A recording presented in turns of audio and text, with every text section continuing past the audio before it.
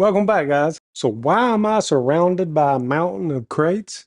Because that's what this week's video is about. Crates are going crazy right now. You'll see people doing everything with them. They're building shelves, they're making furniture. I've seen coffee tables. They are using them for everything. The cheapest one that I could find was 15 bucks a piece.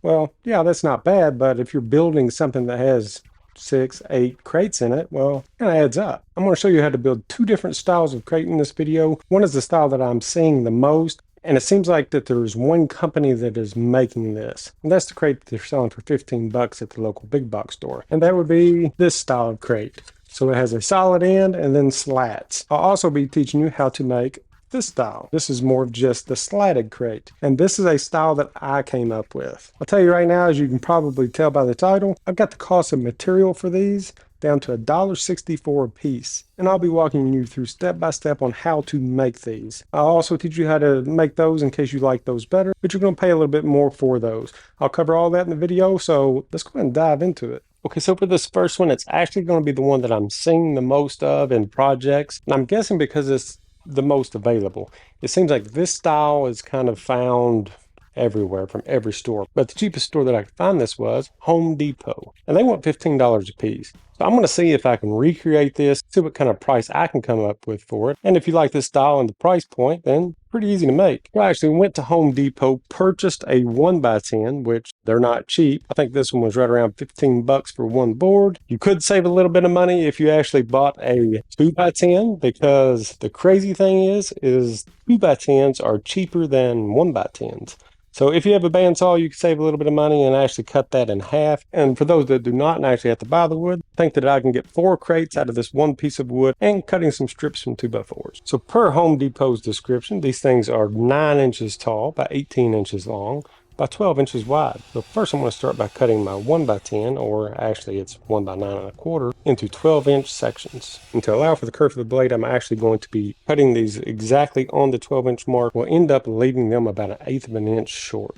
Then once we have those cut, we'll go ahead and move on to cutting our strips. As always, I'm going to throw on my PPE, which is going to be my axle hearing protection and my RZ mask. If you guys are interested in either one of these, make sure to check out the links and the promo codes in the description. Strips in the crate from Home Depot are 1/4 inch thick by 1.5 inches wide. I'm going to be using construction grade 2x4s for this, because right now they're only $3.28 a piece at Home Depot, and I can get about 9 strips out of each one of these. And what I've done is cut my 2x4 down into smaller sections, and the reason for this is because lumber nowadays, you cannot find straight lumber that doesn't have some sort of a bow, some sort of twist. So every time you make a cut like this, it reduces the bow, it reduces the twist by at least 50%, depending on where it is at, and it just makes it a little bit easier to handle. And the board that I have against the fence is just what we call a sacrificial board. So since I'm only cutting 1/4 of an inch, I don't want my blade that close to my fence, so the board pushes the material out away from the fence. So for the Hobby Lobby version, we're going to be needing 13 pieces that are 18 inches long. Let's get those cut.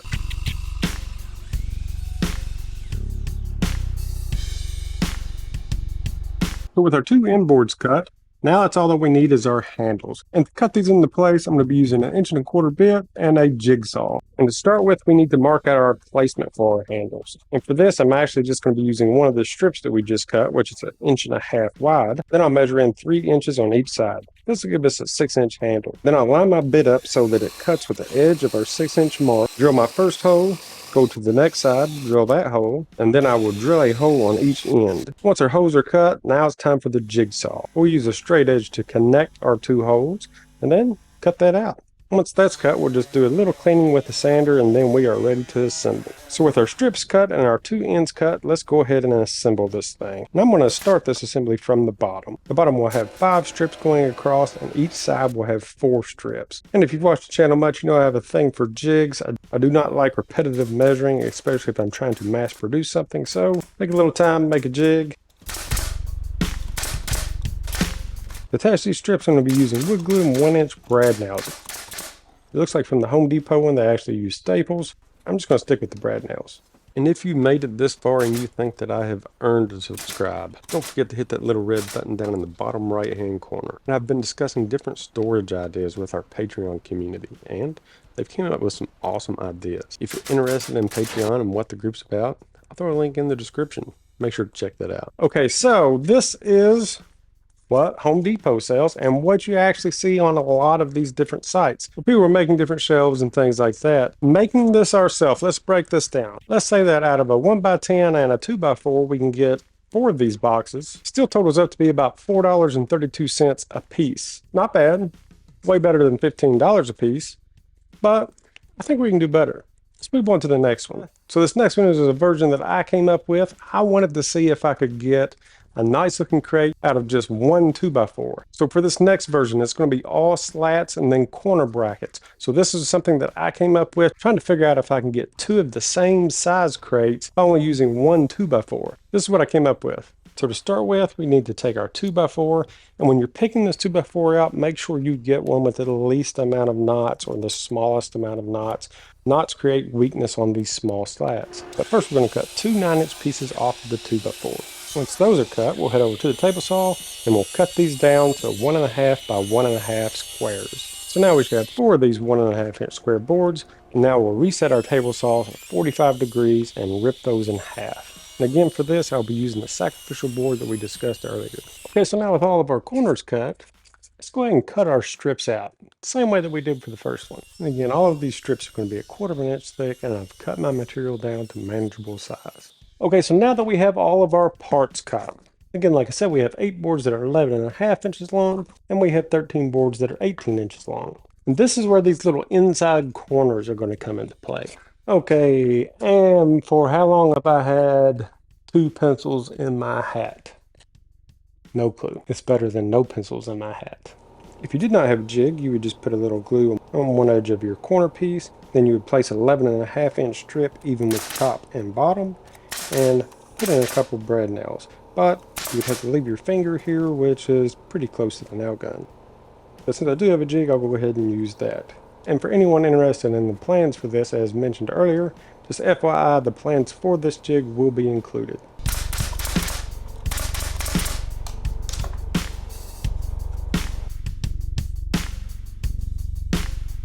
And like our previous build, we'll start by installing our 2 ends. If you're going to be making several of these, I would advise making a spacer for the end panel as well as the bottom. You'll see where the bottom one comes in handy in a minute. And now let's go ahead and install our side slats. Now this is going to be a lot easier. I actually do not need a jig for this, because we're just lining up the side slats with the end slats. And from this step on, we'll be using our 13-inch strips. So now it's time to install our bottom slats. And for this, I'm going to be switching over from 1-inch nails to 5/8-inch nails. I'm going to start by installing our 2 outside pieces. Now is where this bottom jig will come into play. The only difference between this one and the side jig is the spacing is just a little bit different. But if you do not have a jig, or if you do not want to make a jig, you do not have to. You can simply measure out the equal spacing. Since I was making several of these, it was well worth my time to go ahead and make the jigs. And there we have it. And this is what a crate looks like that only cost $1.64 to make. And you make 2 of these out of one 2x4. I think that they look great. So here are the 2 different versions. Okay, we have the one that is $4.60 some or whatever it is. Then we also have the one that's $1.60. Either one that you choose to build, they're both cool, and they're both a lot cheaper than 15 bucks. So if you're doing this to make money with woodworking, the different types of things that you can make with this is limitless. For $1.60, you can't go wrong.